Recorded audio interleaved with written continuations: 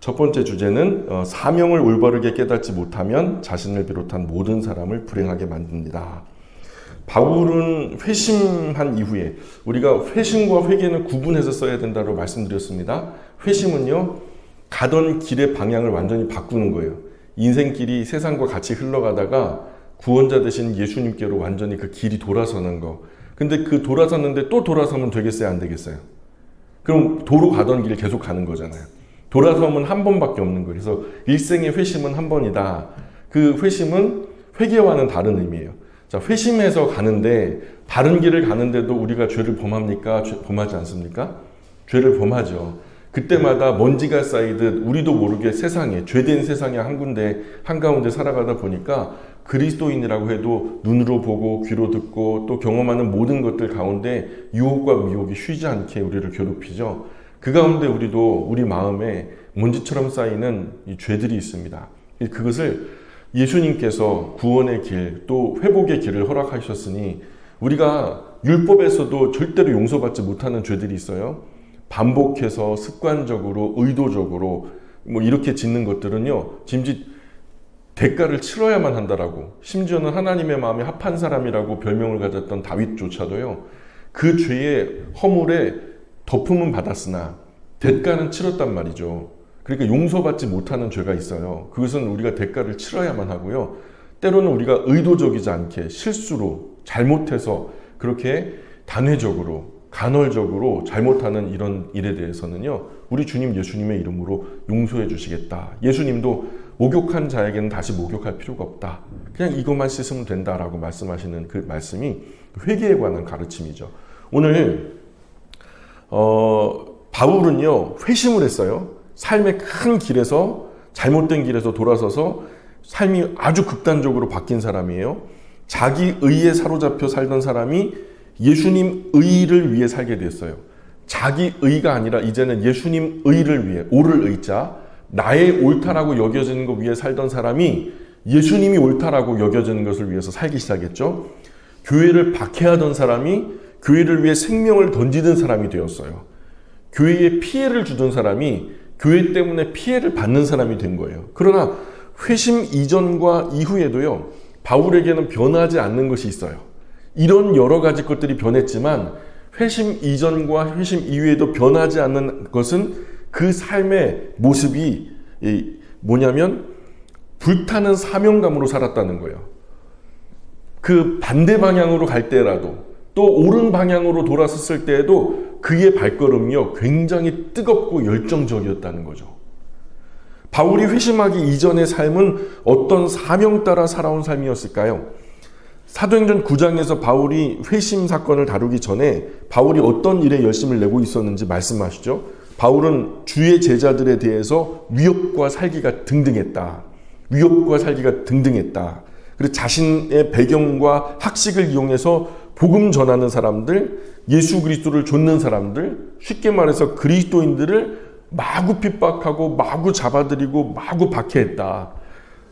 하나님의 영광을 위해서 예수 그리스도의 도를 멸하려는 계획을 아주 구체적으로 적극적으로 세워서 그것을 실행하는 사람이 바울이었다는 거죠. 근데 이런 삶을 사는 것도 그게 쉽진 않은 거예요. 하나님을 사랑한다 하면서 그가 하나님을 아프게 하는 삶을 살았지만 이전에 그게 오해였잖아요. 근데 같이 오해한 유대인들 속에서도요, 특출났거든요. 열심히 특심이었어요. 누가 대제사장에게 가가지고 이 사법권까지 받아가지고 자기 뭐 비용 들여가지고 다마스커스 가가지고 거기서 그리스도인들을 잡아가지고 또 데리고 오고, 이게 얼마나 수고로워요? 그냥 마음으로만 그렇게 믿어도 되는 건데 바울은요, 말이 없어요. 그냥 말로만 하는 게 없어요. 그냥 온 몸과 마음과 뜻과 힘 다해서 하나님 사랑을 표현한 거죠. 물론 그게 반대 방향이었긴 했지만 이런 삶을 사는 게 참 쉽지 않았을 건데, 기본적으로 이렇게 살려면 자신의 남은 삶을 던질 수 있을 만큼 확신이 있어야 되는 거죠. 바울은 그것이 하나님의 영광의 길이라고 확신했기 때문에 자기의 남은 삶을 던진 거예요. 그래서 바울은 아무런 확신도 없는데 자신의 삶을 하찮게 던질 만한 그런 사람은 아니거든요.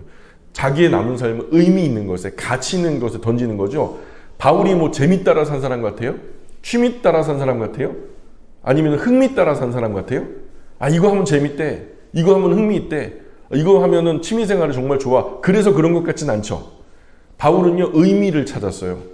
하나님의 안에서 그리스도인들을 잡아족치는 것이 의미 있다라고 여겼던 거죠. 그래서 그렇게 확실한 사상이 정립되어 있어야 하고, 그 사상에 심취해서 사로잡혀 있어야 하고, 또 그 사상을 현실에서 구체화하기 위해서는 모든 사람이 인정하는 지식적인 배경과 권력이 필요하거든요. 엄청난 열정과 에너지가 필요한 거예요. 한마디로. 우리 그 흉내도 못 내거든요, 사실. 우리가 신천지 사람들 막 욕하고 이단이라 하지만은 그들이 일주일 4번에 모여요. 4번.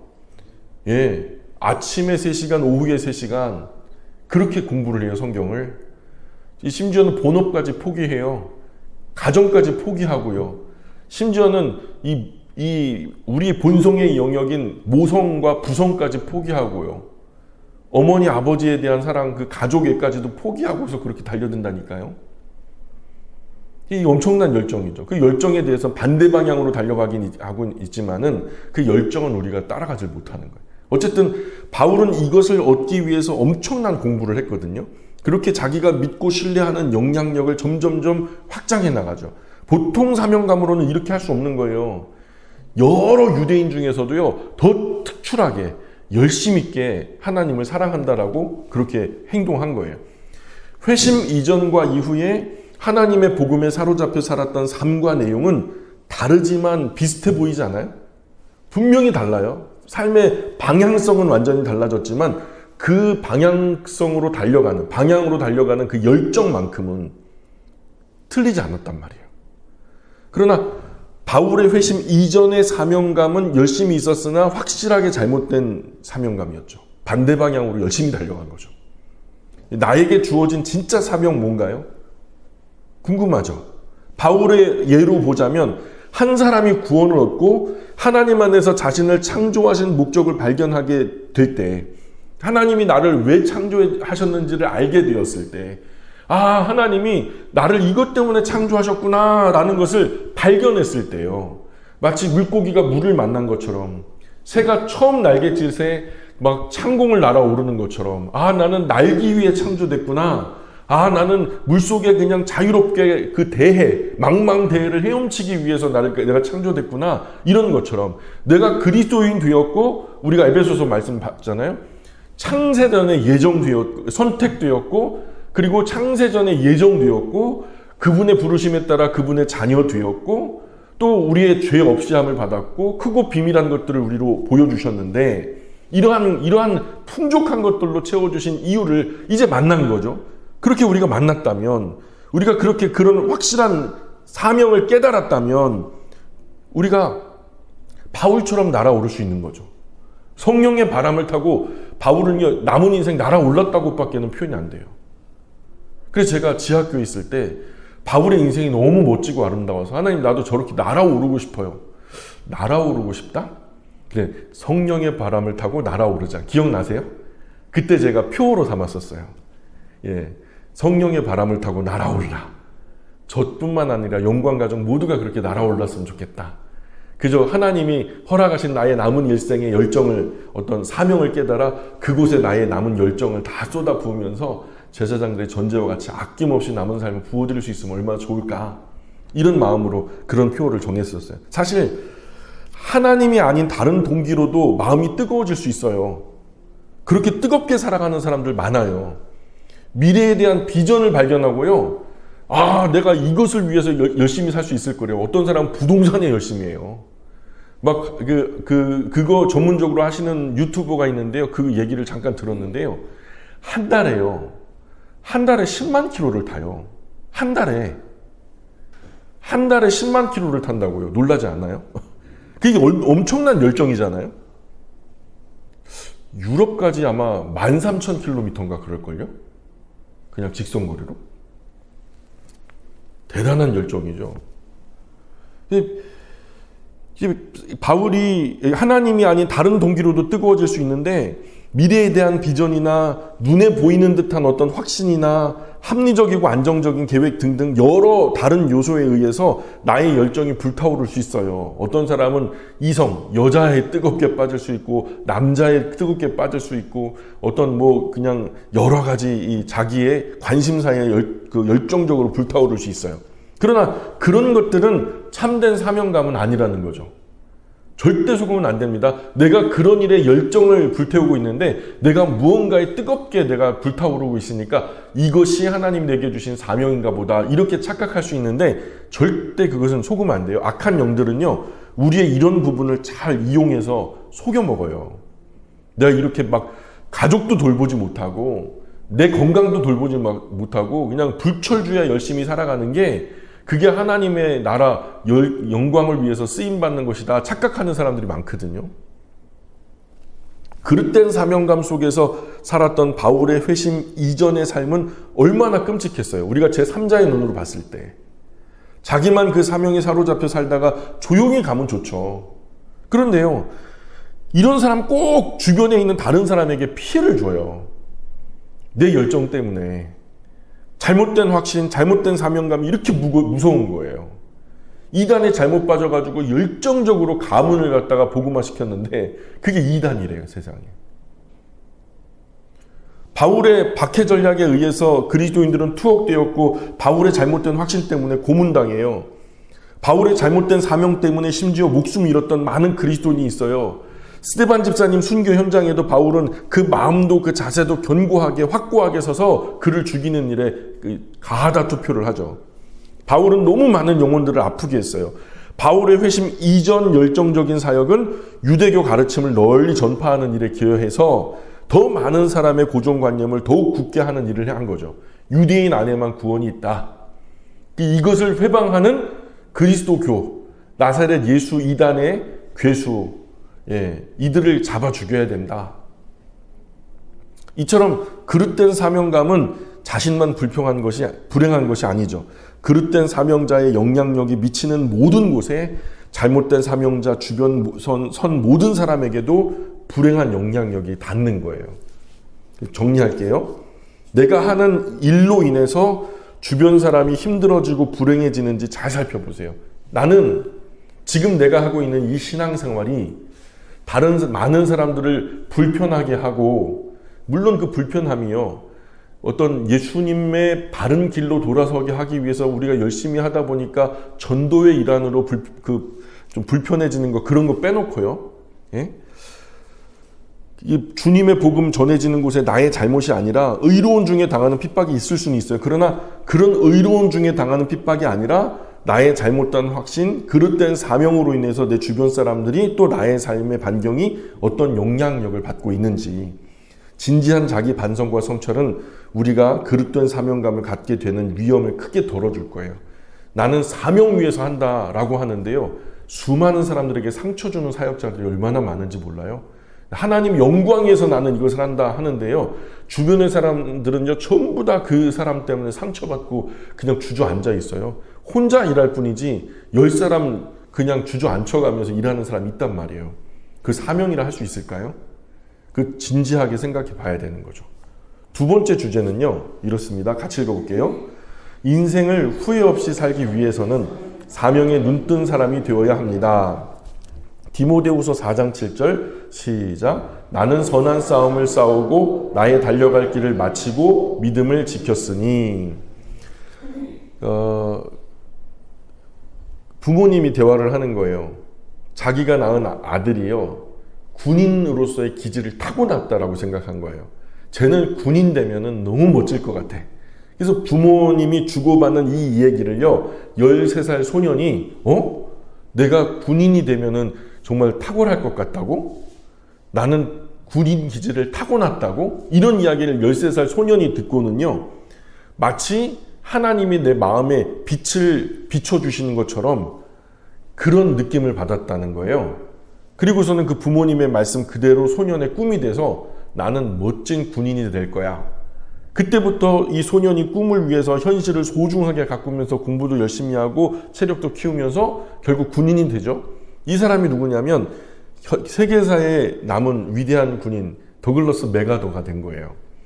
이 1951년도 4월 당시 트루먼 대통령에 의해서 파면당한 후에 워싱턴 의회 고별사에서 이렇게 말합니다. 그 마지막에 은퇴를 하면서 저는 하나님께서 제안해 주신 빛을 통해서 인생의 의무가 무엇인지를 알았고 그 의무를 열심히 다하려고 노력한 노병은 이제야 물러갑니다. 이런 마지막 고별사를 남겼대요. 메가더 장군이 당당한 고별사를 남길 수 있었던 이유는 그가 후회 없는 삶을 살아왔기 때문이죠. 또한 그 어린 시절 하나님께서 주신 빛으로 인해서 그 소년 후회 없는 삶을 살 수 있었다는 거예요.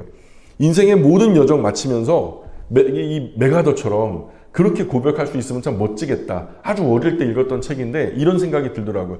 아, 나도 메가더처럼 마지막에 말이에요.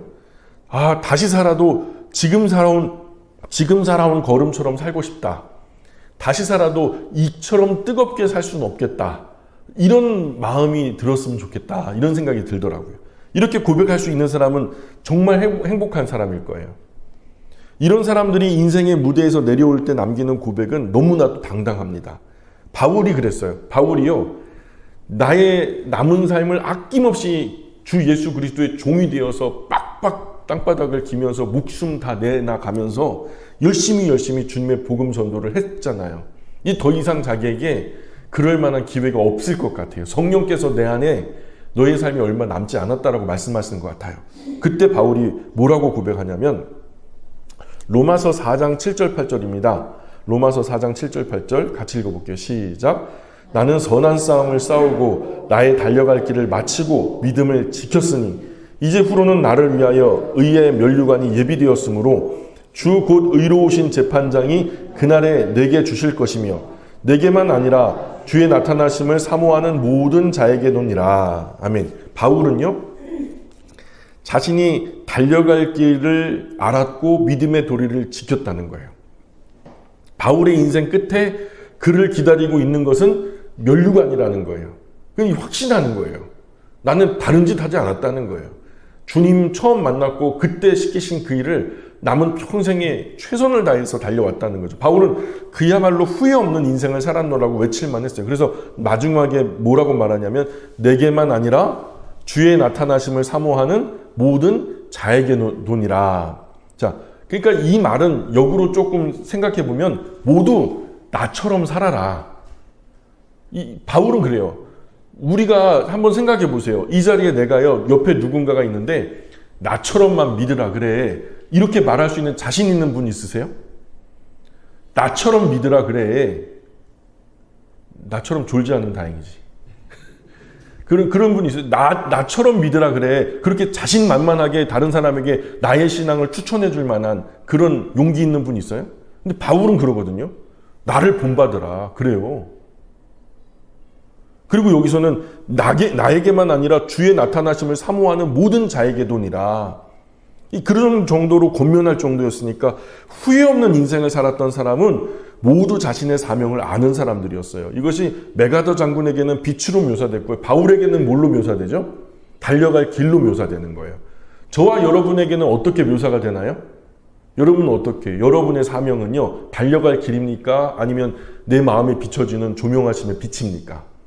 그 어떤 모습이 되었던 우리가 정말 바울처럼 아낌없이 나의 남은 삶을 열심히 살아서 마지막에는 후회 없이 그렇게 바울처럼 고백할 수 있었으면 좋겠어요. 저와 여러분 이제 눈을 떠야 돼요. 우리 사명이 뭔가요? 사명 이야기가 이제 끝나가고 있어요. 근데도 사명을 못 찾았다. 이거 진짜 곤란한 거거든요. 나한테 꼭 집어서 얘기해 주세요. 그건 아무도 못해요. 하나님도 그렇게 못하세요. 내가 알아채야지. 나의 인생이 이렇게 살다 죽으면 무슨 소망이 있어요? 이런 인생의 근본적인 물음을 통해서 나 자신의 사명이 무엇인지를 정확하게 깨닫고 그 사명 없이 사는 것은 하나님 앞에 영과 진리로 삶의 예배자로 사는 것이 아님을 인식하는 거죠. 주님, 제가 제 아무리 작아 보여도 좋습니다. 제가 아니면 안 되는 그 사명이 무엇인가요? 그 사명 알려주십시오. 주님 부르시는 그날까지 그 사명을 감당함으로 먼저는 하나님을 영화롭게 하고 제 인생 종착역에 설 때 아무런 후회가 없기를 저는 간절히 소망합니다. 오늘 우리 남은 인생을 후회 없이 살기 원하는 사람의 기도요, 노래요, 호흡이 돼야 될 줄 믿습니다. 이런 기도가요. 제 아무리 작아 보여도 좋습니다. 그저 다윗은 뭐라 그래요? 성전 문지기로서 그게 한 날이 군왕의 왕좌에서 첫날보다 자기는 좋다는 거죠. 그 사명을 깨달으면 그런 거예요. 정리할게요. 하루하루 삶이 무기력하지 않아요? 오늘은 드라마 보느라고 몇 시간 쓰셨어요? 어제 하루, 오늘 하루 하나님 앞에 어떤 의미를 찾을 수 있을까요? 하나님이 보실 때 내 어제와 오늘의 삶에서 뭘 건져내실까요? 좀 성경 좀 본 거? 그 외에 뭐 어떤 것을 하나님이 야 이건 금 같다, 요거 사금 같다, 요 정도는 너는 참 남겼다, 의미다 할 만한 거. 불에 살라도 탈라지지 않는 남는 것이 무엇이냐 말이죠. 어제와 오늘 생각해 보세요. 하나님 보시기에 가치 있어야 진짜 가치 있는데 하나님 제 삶은 이것 때문에 가치가 있지 않나요? 라고 할 만한 어떤 가치를 내밀 수 있을까요? 매일 같은 일을 아무리 생각 없이 해내기만 하는 것은 아닌지 삶에 바쁘고 분주한 쳇바퀴 잠시 멈추고 돌아볼 시간이죠. 지난 시간에 말씀드렸듯이 바쁜 것은 죄와 가까워요. 바쁜 것은 악과 가깝다고요. 그죠? 그래서 정말 진지하고 끈질긴 성찰과 기도로 후회 없는 인생 쟁취하시를 주님으로 축복합니다. 이제 바쁘다는 것 죄와 가깝다고 말씀드렸잖아요. 그렇죠? 기억이 안 나세요? 그 실험통에서 대학교 A 빌딩에서 B 빌딩으로 갈 때 그 여유 있게 남은 친구들은 전부 다 돌봐줬는데 1분 남은 친구는 결국 돌보지 않았다는 거죠. 내버려 두고 그냥 갔다는 거예요. 죽을지도 모르는데. 그래서 그 결론은 신앙심이 아니라는 거예요. 바쁘고 분주함이 어쩌면 죄와 가깝다. 악과 가깝다. 사람이 악해지는 게 그렇게 되더라는 거죠. 우리가 바빠서 사랑하는 자녀들 똑바로 보지 못하고 이 자녀들 자라면서 마음 담아서 사랑으로 예쁘다, 착하다, 응원한다 이런 좋은 말들 건네지 못하고 살았는지 몰라요. 그렇게 바빴던 것은 사실 죄에 가까운 거죠.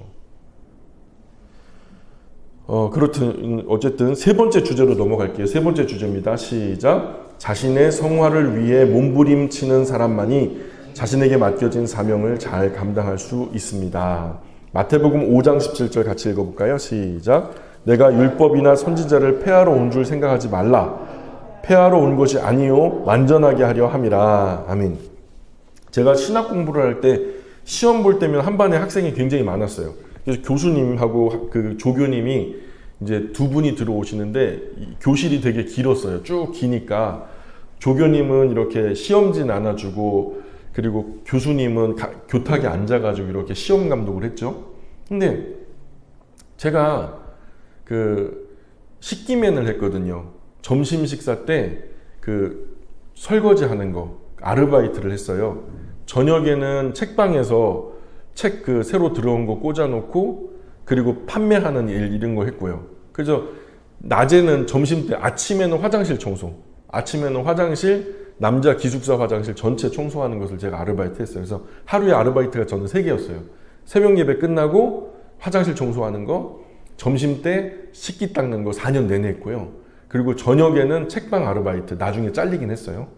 그런데 그렇게 했는데 제가 점심 때 식기를 갖다 열심히 닦는데 한 친구가 빠져가지고 제가 그 100 몇십 장을 더 닦는 바람에 이게 시험 시간에 좀 늦게 들어간 거죠. 그러니까 앞에는 벌써 꽉 찼죠. 뒤에 이제 앉게 됐는데 이 책상 뒤에 보니까 뒤에 가고 시험 보니까 늦게 와서 이제 시험지를 받았는데 뒤에 있는 친구들이 그때 보이는 거죠. 보니까 책을 갖다가 책상 밑에다 이렇게 넣어놓고 보고 있는 거예요. 그리고 또 앞에다가 이렇게 보니까 책상에다가 뭐 새까맣게 뭘 적어놓고서 그걸 갖다 이렇게 보고 옮겨 적고 있는 거예요. 컨닝하는 거죠. 치팅하는 거예요. 얼마나 시험에 드는지. 저는 진짜 말 그대로 밤점 줄여가면서 몇 시간 자지는 못하고 막 그냥 부랴부랴 막 땀 흘리고 막 뛰어왔는데 너무 힘이 빠지는 거죠. 맥 빠지고. 그래갖고 나중에 제가 이거 시험 된다. 그래서 시험 때는요, 수업이든 시험이든 맨 앞에 앉았어요. 교수님이 여기 있으면 바로 요 앞에, 침 튀기는 그 자리에, 그 자리에 앉아가지고 이제 강의를 들었어요. 근데 저희 총신대학원에 그 성자라고 불리는 교수님이 한 분 계세요. 그 네덜란드에서 신학을 하신 분인데 최홍석 교수님이라고. 이게 총신의 성자라고 별명이 붙었어요. 근데 이분이요, 엄청 경건해요. 근데 전도사님 한 분이, 다 신학대학교니까 전도사님이라 부르거든요. 근데 전도사님 한 분이 책상 밑에다 책을 이렇게 놓아놓고 이 컨닝을 하는 걸 본 거예요. 그러니까 교수님이 가더니 어깨에 손 얹고, 전도사님 이러시면 안 됩니다. 하나님이 보고 계십니다. 그러는 거예요. 그러니까 이 전도사님이 이제 되게 그냥 건들건들하는 이상한 친구예요. 제가 봐도 목회할 사람은 아닌 거예요. 근데 이 친구가 교수님이 앞으로 이제 그 경고를 하고 가니까 가는 그 뒤에다도 또 보고 있는 거예요. 그러니까 이 교수님이 다시 돌아와가지고, 전도사님 다시 그러지 마세요. 하나님이 슬퍼하십니다. 그러는 거예요. 그래 막 빙글빙글 웃으면서 논리 안 할게요 하는 거예요. 그리고서 또 앞으로 나가는데 거의 교탁 가까이 가니까 또 보는 걸 본 거예요. 이 교수님이요, 교탁 앞에서 오면서 막 우는 거예요. 눈물 뚝뚝뚝뚝 흘러요. 깜짝 놀랐잖아요. 그리고 오더니 갑자기 그 전도사님을 끌어안고요, 뒤에서 끌어안고 막 울면서 기도를 하는 거예요. 하나님, 우리 전도사님이 말이에요 하면서 막 하나님께 일러 바치면서 막 울면서 기도를 하는 거예요. 야, 참 깜짝 놀랐죠. 그 전도사님도요, 다시는 뭐 컨닝할 생각을 못 하더라고요. 컨닝하면 다른 전도사님이 두드려 팰 것 같더라고요. 참 그런 기도하는 도중에 막 우시는 교수님 보면서 붙잡혀 기도받던 친구는요, 답안지 제출도 안 하고 그냥 나가버리더라고요. 최홍석 교수님 연세는 많았지만 뭐 젊은 시절부터 누적된 전설 같은 이야기가 참 많은 분이에요. 그 장인어른이 그 총신대학원 원장님이셨어요. 그러니까 총장님이셨어요. 근데 오래오래 수건 사업으로 아내하고 이제 그 박봉을 모아가지고 그때 당시 소나타 최고급 승용차를 산 거예요. 근데 그 시절에 재등록하기가 어려운 학생들이 많았거든요. 그리고 이 식권이 없어가 1,400원짜리 식권이 없어가지고 끼니를 거르고 그 삼시세때 중에서 기숙사에 머물면서 이걸 아침에 먹어야 효율적일까, 점심에 먹어야 효율적일까, 저녁에 먹어야 효율적일까, 하루에 한 끼밖에 못 먹으니까 이제 이걸 가지고 고민하는 학생들이 많았던 거죠. 근데 그런 시절에 장인어른이 그 대학원 총장님씩이나 돼가지고 최고급 그 소나타 승용차를 사가지고 이제 앞에 출근하니까 대학원 들어오는데 초소가 있는데 초소에서 대자로 그냥 막아선 거예요. 그러더니 차를 세우니까 장인어른 차 위에 올라가가지고 차 위에서 무릎을 꿇어요.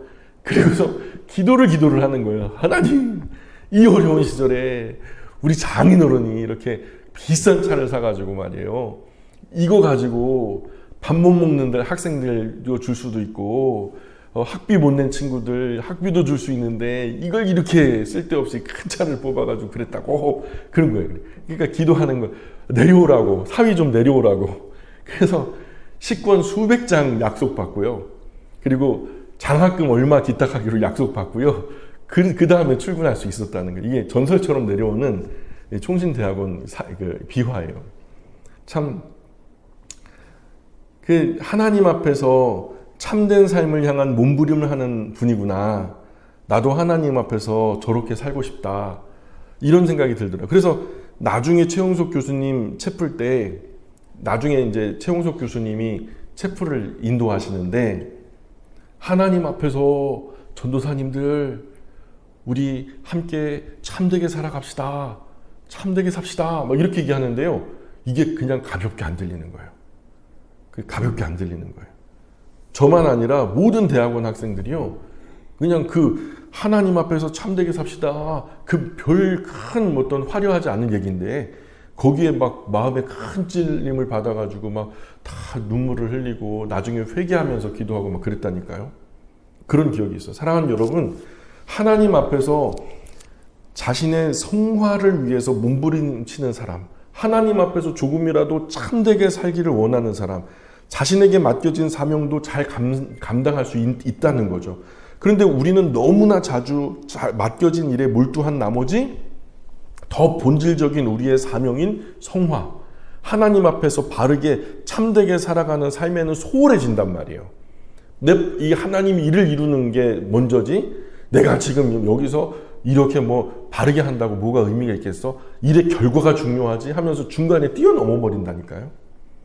결과에 사로잡힌 나머지 뭐가 먼저인지를 깨닫지 못하는 거죠. 혹시라도 맡겨진 일만 잘해내면 된다라고 착각하고 있진 않나요? 눈에 보이는 사역의 성과만 집중할 뿐 자신의 영혼에 대해서는 무관심하지 않나요? 하나님 앞에서 자신의 완성을 위해 몸부림치지 않는 사람의 사역은요, 제 아무리 능수능란한 기술로 포장되어 있다 해도 공허한 거예요. 그 방식과 하나님 앞에 참되게 살아가는 그 삶의 모양까지 담아내지 못한다면 일이 아무리 그 결과가 30배, 60배, 100배가 된다 해도 하나님 앞에서는 의미가 없어요. 하나님은 결과만 보시는 게 아니라 과정도 보시거든요. 외모만 보시는 게 아니라 중심도 보시거든요. 이런 사람은 하나님이 아닌 다른 보상을 바라는 거예요. 그래서 열심히 하나님 앞에 일하던 사람이요, 갑자기 일탈을 해요. 갑자기 충성되게 일하던 사람이요, 갑자기 막 7개를 범하고요. 갑자기 그냥 꼬라지가 나가지고 예배당을 떠나가 버리고요. 갑자기 의기소침해 그런 일이 벌어져요. 크게 범죄하는 일이 비일비재해요. 왜냐하면 이 사람은 하나님이 아니라 다른 보상을 받았던 거죠. 그러나 자신의 완성, 자신의 성화, 자신이 하나님 앞에 조금 더 참되게 되기 위해서 몸부림치는 사역은 어눌한 것 투성일지 몰라도 하나님의 능력이 동반돼요. 저 아무것도 아닌데 하나님 앞에서 참되게 살아갑시다. 여기에 무슨 어떤 언변의 특별한 기술이 있나요?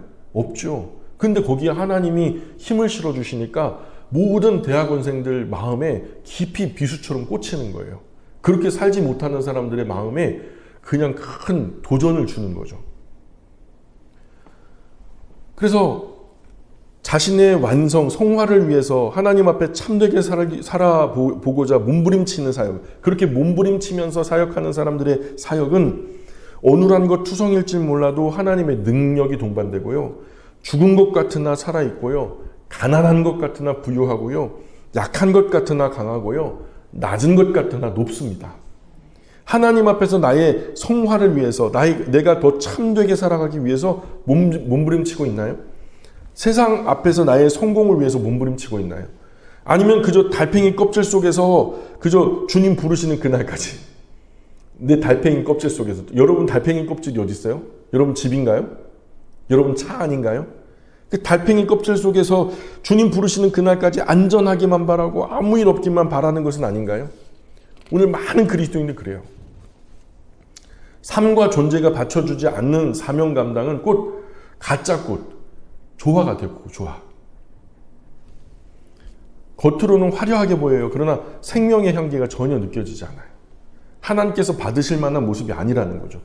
자신에게 맡겨진 사명을 충성스럽게 감당하되 그런 자신에게 더 궁극적인 성화의 사명도 있다는 것을 기억하셔야 되는 거예요.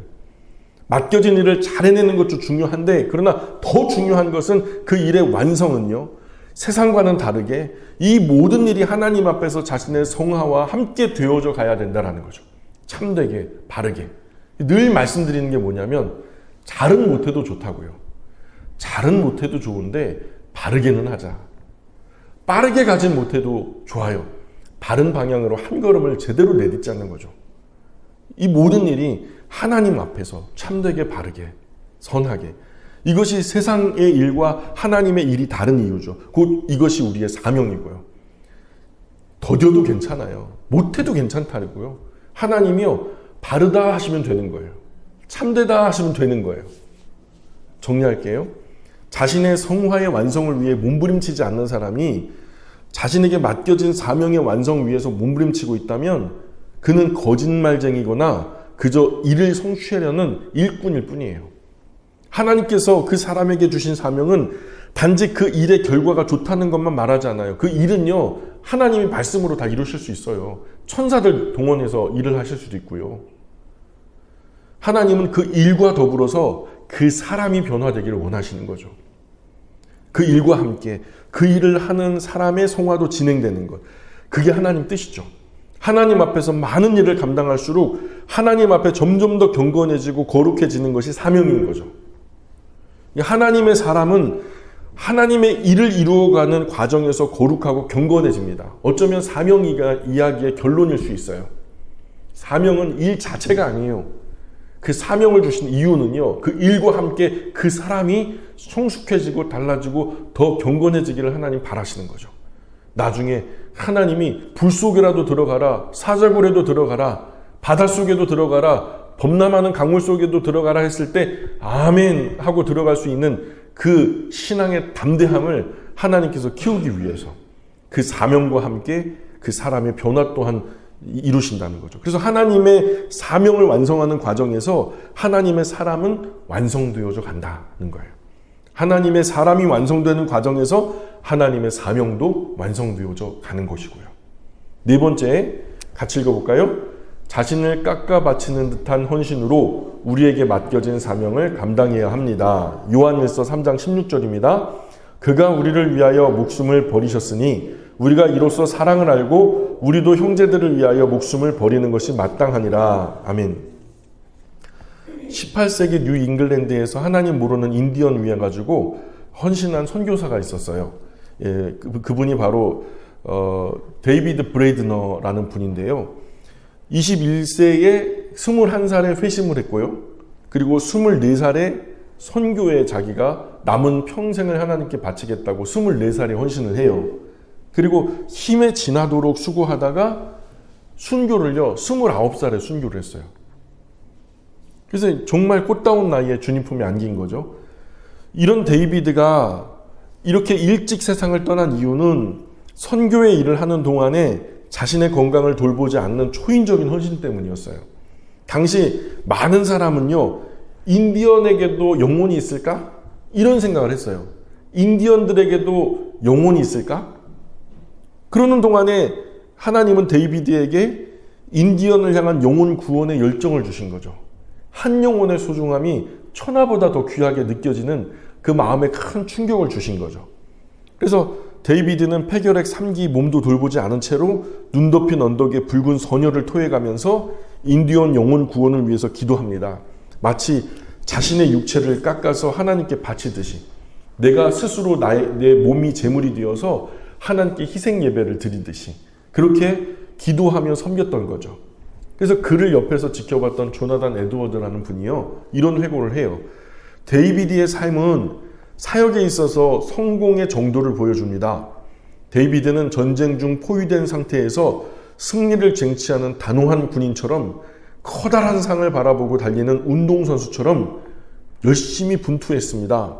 데이비드는 은밀하게 하나님과 씨름했으며 말할 수 없는 탄식과 고뇌로 영혼을 해산하는 고통을 겪었습니다. 그 오랜 기도의 몸부림 속에서 캄캄하고 낙심하는 밤을 보냈고 정말 자주 야곱처럼 캄캄한 밤중을 마다치 않고 기도로 씨름하다가 동터오는 새벽을 맞이하곤 했습니다. 이런 얘기를 해요. 사랑하는 여러분, 저와 여러분은요, 우리 섬김의 자리에서 어떻게 하나님을 섬기고 계신가요? 29세의 나이로 주님 품에 안긴 데이비드 브레이드너는 자신의 일기 속에서 이런 고백을 해요. 이 영혼들을 주님께로 인도할 수만 있다면 내가 어디에 있든 어떻게 살든 또 무엇을 견디게 되든 나는 관계하지 않습니다. 잠을 자면 저들을 꿈꾸고 잠을 깨면 첫 생각이 잃어버린 영혼들이기 때문입니다. 이런 얘기를 해요. 자, 여러분, 저와 여러분의 꿈은 뭘까요? 저와 여러분의 첫째 생각은 뭔가요? 하나님께서 저와 여러분에게 맡기신 사명의 성취가 저와 여러분 인생의 최고의 목표가 되고 있나요? 기쁜 마음으로 하나님 위해서 저와 여러분의 모든 것들을 다 허비하고 있나요? 과연 눈물 어린 열정으로 하나님께서 맡겨주신 이 사명을 감당하고 있나요? 과연 하나님 위해서 어떤 삶을 살고 있나요? 24시간 중에 과연 얼마나, 어느 만큼이나. 정리할게요. 참된 사명자는 사명 위해서라면 무엇을 견디게 되든지 상관하지 않아요. 그 인생 최고의 가치는 하나님 기쁘시면 그만인 거거든요. 내 삶이 그냥 제단 위에 바쳐진 번제물처럼 불타오르더라도 그 모습 보시면서 하나님이 기뻐하실 수 있다면 기꺼이 자기를 번제단 위에 던져버리는 거죠. 하나님만 기쁘시면 된다. 따라해볼까요? 하나님만 기쁘시면 된다. 좀 억울해요. 하나님만 기쁘시니까. 하나님만 기쁘시면 된다. 예. 마지막 5번째 주제입니다. 중요한 것은 우리 사명 감당이 어떠한 결과를 가져올 것이냐가 아니라 우리가 어떠한 마음으로 그 사명을 감당하고 있느냐 하는 것입니다. 사무엘상 16장 7절 말씀 같이 읽어봅니다. 여호와께서 사무엘에게 이르시되 그의 용모와 키를 보지 말라. 내가 이미 그를 버렸노라. 내가 보는 것은 사람과 같지 아니하니 사람은 외모를 보거니와 나 여호와는 중심을 보느니라 하시더라. 아멘. 사하라 남쪽 지역에 큰 가뭄이 닥쳤어요. 초원의 풀들 바짝 말라버렸고 물 한 방울 남아있지 않은 땅바닥 쩍쩍 갈라져 버리고 있고 물 찾지 못한 동물들 힘없이 쓸어가 말라 죽어갔어요. 계속되는 가뭄 속에서 아주 큰 나무들과 곧 부서질 것처럼 말라버린 덤불들도 다 부스러지고 있었고요. 불타는 뙤약볕 속에 샘과 강물은 오래전에 말라붙어 버렸어요. 그러나 이런 악조건 속에서도 오직 한 송이 꽃만은 가뭄을 이겨내고 견디고 버티고 있었어요. 그 근처에 아주 작은 샘이 있었기 때문이죠. 그런데 샘물은 꽃이 괘씸해서 견딜 수가 없는 거예요. 주변의 모든 것들이 다 말라버린 이 마당에 내가 이까지 꽃 한 송이 때문에 왜 이런 수고를 해야 되지? 이 샘이요. 그런 생각을 한 거예요. 이 꽃 하나 살았다고 뭐가 달라지는 거지? 그래서 샘물은요, 꽃에게 물 공급하지 않기로 해요. 물 공급받지 못한 꽃은 가뭄 속에 점점 시들어 가고요. 그리고 결국 바짝 마른 채 이런 말을 남기고 죽어갑니다. 샘물님, 당신이 말라버린 이 땅 전체를 푸르게 만들 거라고는 아무도 기대하지 않았어요. 당신의 사명은 오직 이 유일한 꽃의 생명을 유지하는 것 뿐이죠. 그 이상은 아니거든요. 때때로 우리는요, 우리가 한 일이 어떤 결과를 가져올지 예측하면서 우쭐하기나 실망하기도 해요. 내가 지금 한국교회 안에서, 세계교회 안에서 나의 이런 노력들이 도대체 무슨 의미가 있겠어.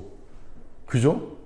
지금 뭐 당장에 돌아오는 주일날 오후에도 200만 명 모인다고 하는데 나 하나 빠져봤자 숫자에 뭐 보탬이나 되겠어요? 뭐 그거 저는 이제 모이라고 얘기하는 거 아니에요. 또 빠지라고 얘기하는 것도 아니에요. 제가 주일날 말씀드렸듯이 여러분 신앙 양심이 있죠? 그리고 그 신앙 양심을 바탕으로 해서 여러분의 정치적인 소신이 있을 거예요. 그 정직한 소신대로 하시면 되는 거예요. 예, 하나님 앞에서 바르게. 예, 다만 하나님 앞에서 바르게. 누구도 틀릴 수 있어요. 그리고 누구도 맞을 수 있고요. 어쨌든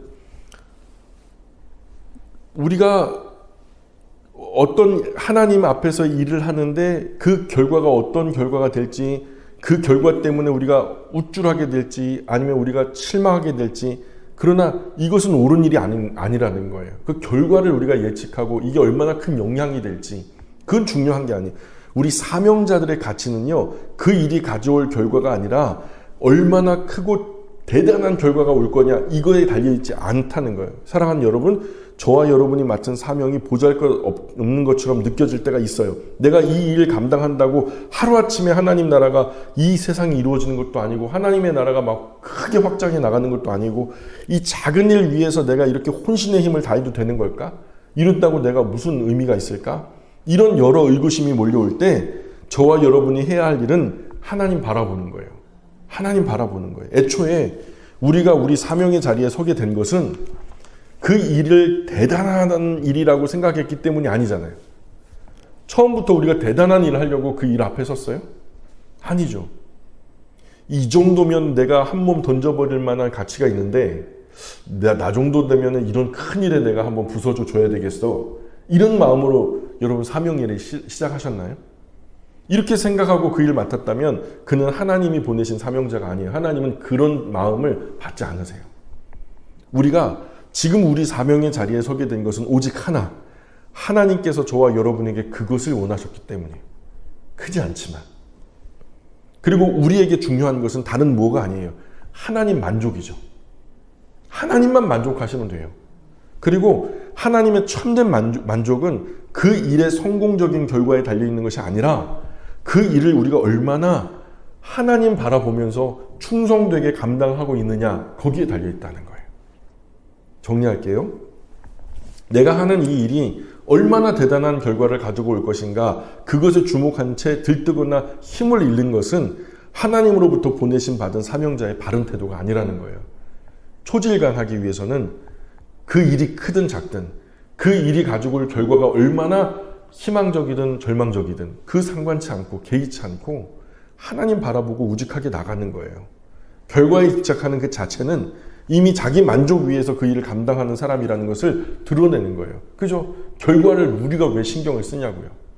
그 결과를 연출해내시는 것은 하나님이신데, 그러니 우리는 그 결과는 하나님께 맡겨드리고 다만 오늘을 우리가 충성되게 살아드리는 것으로 만족하자고요.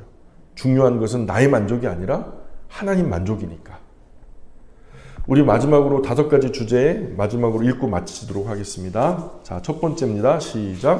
사명을 올바르게 깨닫지 못하면 자신을 비롯한 모든 사람을 불행하게 만듭니다. 2. 인생을 후회 없이 살기 위해서는 사명에 눈뜬 사람이 되어야 됩니다. 3. 자신의 성화를 위해서 몸부림치는 사람만이 자신에게 맡겨진 사명을 잘 감당할 수 있습니다. 4. 자신을 깎아 바치는 듯한 헌신으로 우리에게 맡겨진 사명을 감당해야 합니다. 5. 중요한 것은 우리 사명 감당이 어떠한 결과를 가져올 것이냐가 아니라 우리가 어떠한 마음으로 그 사명을 감당하고 있느냐 하는 것입니다. 아멘. 기도합니다. 귀하신 하나님,